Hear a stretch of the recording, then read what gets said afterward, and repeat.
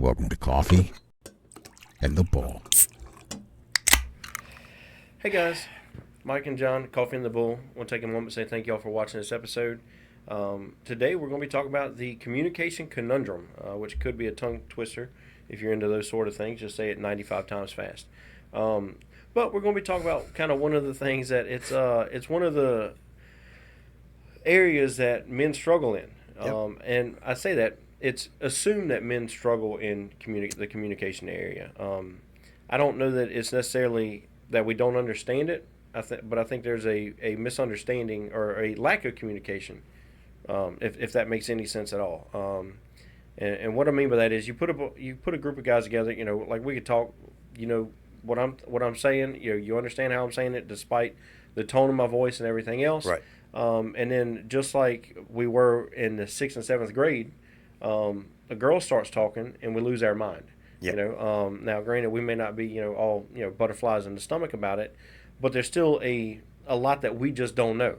I remember whenever I started as a canine handler, one of the things that the guy who was training us on how to handle dogs, he's like, there's so much in the world of canine, just their realm that we don't understand, like how dogs communicate with each other, why they do things. They pick up on body language and everything, way better than we do. And there's just so much that we still don't understand. And I think that same concept applies to us trying to understand how to communicate with women. Right. And so that's where we're at today. Is just talking about one of the, if you've ever been in any relationship, I promise you've had a fight with your wife or your girlfriend or significant other about not understanding what she's saying, or you're not listening, or you're not talking enough. It's a bunch to it, and so that's what we're going to try to break into today is the conundrum that becomes what we fight about a lot. So. Right. The breakdown of trying to get through the barriers and talk about the things that your significant other does or doesn't do that bothers you, and how when you communicate those frustrations, how they perceive what you're telling them, and whether or not they're going to fix it or not. Right. One of the big things I keep seeing now is will you make me a cup of coffee? And the boyfriends or husbands or whatever are basically sitting in the chair, and they're like, either the husband's like, no, I'm not going to make you a cup of coffee, or vice versa. They're like, yeah. Like the one I watched this morning, the guy was like, you're going to have to tell me how to do it. Right. But no, I'll go make you a cup of coffee right now. And so it's a communication thing where you can see the difference in the relationships where they've built up that standard of operation, that basic day-to-day, who does what, their roles and everything else. And you can see where there's a give and take, and it's all about how you ask. Mm-hmm. And one of the things I noticed in those two videos where the husbands were like, no, was the lady asking if they'd go make the coffee. She was like, hey, go make me a cup of coffee. And immediately the dude was like, no. Like, I don't like the way you're telling me that. I was going to say, was it the tone, or was it him not knowing how to do it? So for me, listening to the videos, and like I said, it's the difference in not just the tone that they use, but the way that they asked. And so, like, the guy was like, the young lady in the video, you don't see her, but she's like, hey, go make me a cup of coffee. And he's immediately like, no. And in the other videos, it's usually an older couple, but she's, honey, will you go make me a cup of coffee? And he's like, yeah. Mm-hmm. Tell me how you want it made, right, or whatever. And so that was something that we discussed earlier today. It's not always tone, but it's mostly the way you say things. If I'm sitting down and it's and I don't have a significant other, but if it was, hey, will you do this? It's less feeling like you're barking orders at me. Right. And if it's, tone for me usually plays a part, but it's mostly how things are said to me. There's a way you want to be spoken to, and there's a way you don't want to be spoken to. And I think that we, whether consciously or subconsciously, pick up on those things, and so we think we know the way to get our significant others to do what we want them to do, and in reality, you start fights for no reason. I think one of the biggest fights me and my wife have over communication. We don't, not that it's even really much of a fight. And I think this for me when we were discussing the content topic, the driving force for me behind the conundrum portion is, my wife wants me to talk to her more. Tell her about my day, tell her what all's going on and everything else, until I actually do it. And it's not that she minds what I do for a living or what I'm going through. It's not that she's insensitive to that.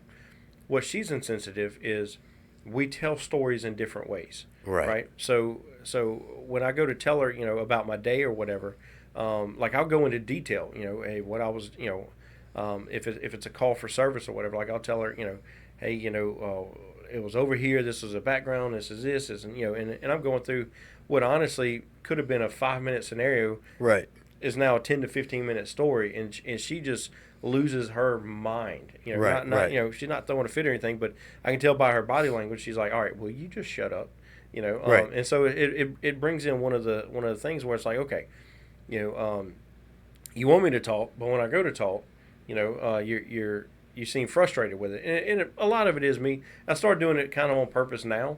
Just so you don't have to keep doing a little it. bit. Right. But the other side of it is I like to include details in my narratives. Like when I'm telling a story or whatever, I like for her to have all the information that I have. Right. And she's in a different geared mind where she wants the basic streamlined information.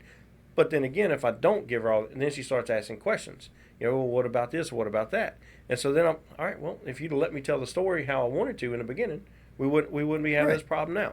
And so it's one of those where I think we have a different way of going about talking. Communicative skills. Right.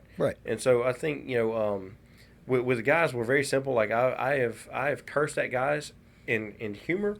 I've cursed at guys in anger and every step in between. And not once did they ever. I'll use the same words, but not once did they ever understand or misunderstand how I meant it. But if I say something to my wife, it's I could say something that I don't mean as an insult, and all of a sudden it becomes an insult, and we're having World War III in the kitchen. And so it's one of those where I think we've got a battle, trying to figure this out. And so that's where we're at today. Right. And so one of them is the communication differences between men and women. And I think that the other thing that we run into is the time and place of our conversations. So, for example, if we're busy with something like today, you were doing sheetrock and drywall in the bathroom. I know that if I had given you my hey, you got a minute, I know if we had done that, you'd have stopped what you were doing to have that conversation. Right. But I didn't have anything relevant to talk about, and I know that you and I both run into that sometimes on the phone. Like, we get our important stuff out right in the beginning of the conversation, and then the next 4 or 5 minutes is just really BS, back and forth.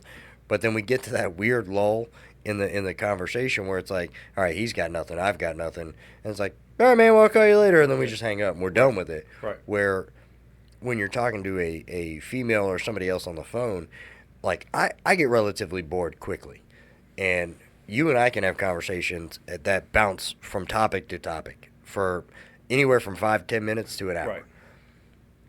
When I talk to a female on the phone, I know that I get bored with the conversation because we have different interests. Our brain patterns are completely different in the way that we're thinking about things. And it's not that I don't care. It's that I don't find it relevant to what I need to do or what I need to focus on in my list of priorities. Right. So, when you're in a relationship and she wants to talk about what color should I get my fingernails, I'm going to tell you right now, I have never met a man in the world that was like, I really love it when my wife gets her fingernails painted fuchsia. Never. I don't know what fuchsia is. I don't either. I just know it's a color that ladies use often. But I don't care if you walk in with olive drab fingernails. Your fingernails, you've got to wear them. Same with hair. Right. I would prefer it to not, date somebody with a shaved head. But if that's what makes you happy, right, it's your head. You have to walk around with that head. Be happy with it. Do what makes you happy. So looking at, so that we do, rather than just pointing out deficiencies, what do you think is the solution for, the relationships when they do have the communication issues? The guy either isn't talking or whatever, or the female feels that she's not being heard. Right, What do you think is the solution for that? So that's more of a two-part question, and I say that because number one, you automatically know if you have a good communicative relationship with somebody or you don't. But if you're giving information from either side, male or female, it doesn't have to be gender specific. But if you're feeding information to somebody, for example, my ex-wife, she hated that I left soda cans everywhere. It became kind of my sock thing, but she didn't see it the same way that I did. Also, I would forget. I'm not going to lie. Right. I was incoherent with my soda cans. But if the way you're giving information isn't turning the result that you want, you've got to find a different way to go about it. But at the same time that you're doing it, you've got to remember the person that you're communicating with. So if the person you're communicating with, like me, I'm one of those guys that you can tell me one time, maybe two times. After that, I pretty much got it. If I keep doing it after that, I'm doing it on purpose. And I'm trying to play or bug you or be playful about it. If it's something you don't find funny, readdress it. Hey, I know you're probably trying to be funny, but stop. But we have to take into effect that we're adults. We can't berate and belittle our partners and make them feel like we're the parents in the relationship, because it's going to terminate a relationship. Right. And we hear it all the time from the calls that we go to where it's, I wanted to marry him to be my husband or my wife. I don't marry him to be their mom or dad.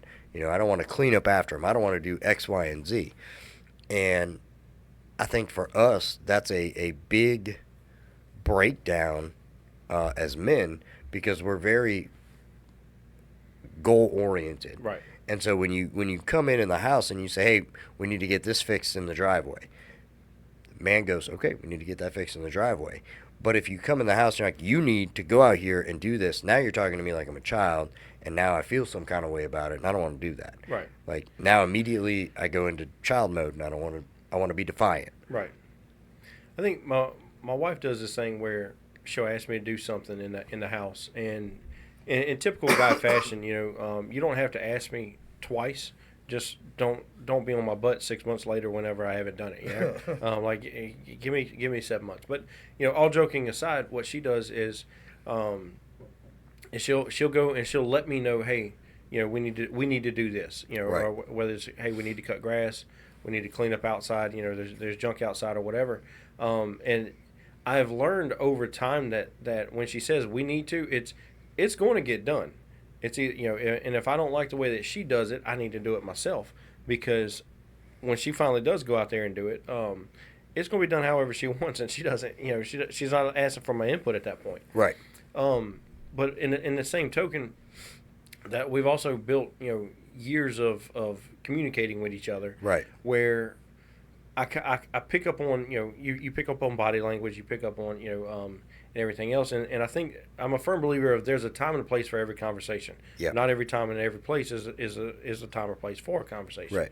So, for example, like if I'm in the middle of working on my truck, I'm underneath it, busting knuckles, trying to take a part off or something like that. That's probably not the time to come over and talk about changing the drapes in the house. Right. Or hey, we need new mini blinds or something like that. While those could be concerns that carry some importance, that's probably not the time for it. And she's never come up to me and asked me, hey, change the drapes while I'm working on a vehicle. So, but it's one of those things where while it's a facetious example, that's what happens a lot of times. It is, yeah. And it's a two-way street. Before everybody's like, oh yeah, my wife does the same dumb crap. Before anybody does that, the moment your wife gets home and she's unloading groceries. Right. It's probably not the time to bring, or for me, my wife pays all the bills. If she just got done paying the bills, that is never the time for me to bring up, I want a new truck, right, or right. anything like that. Like there's a way of going about it. Right. That's not it, Right. And so I think it's one of the things where you got to start gauging the room and knowing when you can bring something up, Right. and when you can't. I will say right now, when somebody, does not matter if it's a husband or wife or boyfriend or girlfriend, does not matter. The moment they walk in the door from work is not the time for any serious conversation. No matter what, even if it was a bad day. Right, Like, right. take a moment and have fun. Right, and the reason I say that is so I was a bad kid. I was not the best kid. I don't know if I you don't can doubt imagine that. But I know that it would just drive nails down a chalkboard to my father when he would come into work or come in from work, and you could just read it on his face. He's had an exhausted day, well over 12 hours of work, and he's walking through the back door, and there's my mother meeting him at the back door to tell him all the stupid things I've done that day. And it for me it made the spankings way worse. But Right. the man didn't have time to do what he pre-planned in his head. And I don't know about other men, and to be fair, Mike and I speak for ourselves mostly, because like we found out today, we don't agree on everything. Even this topic, we don't agree on every aspect of it, which is why this works, because it's two different viewpoints on the same thing. But I know when I get off of work, I have already planned on the drive home exactly the order in which I'm going to do the things I need to do when I walk in the door. Right. And I have a fairly good routine. I walk in, the first thing I do is put all my stuff from my Then cooler you in go the to fridge. bed, and you Right. stay in the bed. Right. Go I take call all you my later, gear you're off. in the bed. Yep. Grab a video controller, go back to bed. That's facts. That's legit. Gotcha. When I work, I don't I have can my be your kids, and I'm in bed. I don't want to see anybody. I don't want to talk to anybody except for Mike, and I just want to, randomly play a video game, whatever. But it's in my brain. Like I know exactly what I'm gonna do and how I'm gonna do it. But like my ex-wife, she still likes to mess up that plan. So Mondays and Tuesdays, my little girl does a dance class. So Mondays, if she doesn't text me and say, hey, I'm going to go get the kids, my brain says, you got to get up at 3 o'clock, you got to go pick up your kids, you got to bring them home. And naturally, she'll halfway through that send the message that says, oh, I forgot, I'm going to take them here. And you're like, I'm already halfway to the school. You've literally just destroyed my entire day. Right. Because my brain has it planned out exactly what's going to happen. And so when your husband or your wife comes home from work, and you hit them right at the door with problem after problem after problem or whatever, and we're talking about bad stuff. We're not talking about good news. You win the lottery, you better stop me at the door when I'm walking in from work. But we're talking about those bad news things. We're talking about those heavy conversations that person needs to come in and decompress before you start hitting them with all that heavy stuff. Right. Let them walk in. Let them take the work clothes off. Let them, maybe take a shower if they're those type of people. Let them sit down and relax for a moment and get a meal in their belly. And then, I've found that, like, my parents had their serious conversations late at night. It was after the kids went to bed. It was, a private conversation where they weren't interrupted by anything. And we would know they were having the conversations because the TV would go a little bit louder, and it was so we couldn't hear the conversation. Right. Or they would go for a drive in the middle of the night, and I assume they're having conversations all those times. But it was for, it's a little risque, but it was so they could have private conversation about problems that were going on in our lives as we were kids, and, I'm a firm believer that your kids don't need to know about your money problems. Your kids don't need to know about your marital problems. And so I think that setting time or a period of time, it doesn't have to be the same day. You don't have to say every day at 7 p.m. we're going to have a conversation. But set a time where you and your partner can sit down and have that conversation and it be a meaningful conversation. But like we said earlier, you've got to walk in it in earnest. You've got to go in that situation knowing that either A, you're going to say some things that might hurt feelings or upset them or whatever, but you need to be honest with it. So this is, you're referencing like having an argument. Anything. Okay. Like for example, let's say you accidentally spent too much money on the credit card, right? And I know your wife. She's going to be mad that you spent more money than you were supposed to, and she's got to pay the bills. So I know that you're going to walk in there with that. It's an important conversation financially that you need to have with her. I'm in trouble. Right. But you don't want to broach it with, in the middle of the living room with your kid watching Bluey and, have that conversation where she's going to get mad. Right. Because that's what I see from our professions is the fastest way to get into a verbal and then a progress to physical argument is to degrade a significant other in front of the child. Because I know as a dad, right, if you talk down to me or you put me in a position where my child's going to look at me negatively, I'm on defense 110%. Right. Well, it keeps it where nothing's going to get solved. Right, right, 100%. All it's going to do, you're not looking for a solution. Now you're just, like you said, you're in defense. And, hey, the guns are out, Yeah. And I'm cutting throats. I'm hurting feelings. Right, and so that's one of the things that I had to learn very early on. I say I learned very early. I didn't learn it very early. It took me years and years. Right. And I still make the mistake every now and then. But it's if we've got a problem, like we've had to change our mindset where, if there's a problem in a relationship, then we have a problem. Not, right. Hey, there's a problem in a relationship. You're the problem. You need to fix yourself type thing. And that was one of the things that I had to learn. That kind of the hard way, because she was fed up with me for quite a while, and it was I wasn't respecting what she thought, because I was just like, no, I'm not wrong. Well, regardless whether I think I'm wrong or not, obviously it's an issue if we're fighting about it, Right. And I'm not talking about just randomly. I'm talking about it was a repetitive thing, where hey, and the main thing we had was I was always busy at work. And so when I come home, I wouldn't do anything. Right. Because I was tired, and I understand the argument of, hey, I just worked 10, 12 hours. Yep. Had an hour, at the time I was working in the plants. So it might be an hour and a half ride one way to get to work. So a 12-hour day is automatically going to be 14 to 15, sometimes 16-hour days. Right. And you're tired, And so when you come in, yeah, laundry still got to get done. Yeah, dishes still have to get done. Yeah, maintenance, your floor's got to get swept, mopped, and all this other stuff. Yeah, that's got to get done, but you're like, I don't feel like doing it.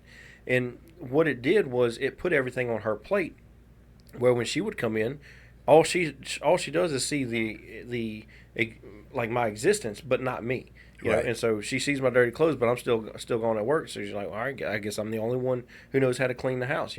Right. And I saw the argument as being, hey, I'm doing what I can. Like I'm working hard. Like I've got to get some rest so I can go back to work and keep working hard, and everything else. And for the longest time, I belittled her approach to it, where it was like she brought a valid claim to it, but I was just like, you're working 8 hours a day. Well, that's obviously that argument is not going to work. Your marriage isn't going to survive if you're just going to be like, hey, suck it up. It is what it is. And so we wound up having to realize that, hey, I've got to, despite how I felt about myself and how she brought a valid claim, and if I didn't validate that, then I wasn't going to validate her, and so that became one of the big issues. But we wound up, we worked through it, and had to set up a kind of a plan of, hey, this is what I expect, and all this other stuff, and because I don't learn everything the first time. Right. We had to keep having to, and so that become an argument. I'm constantly telling you this,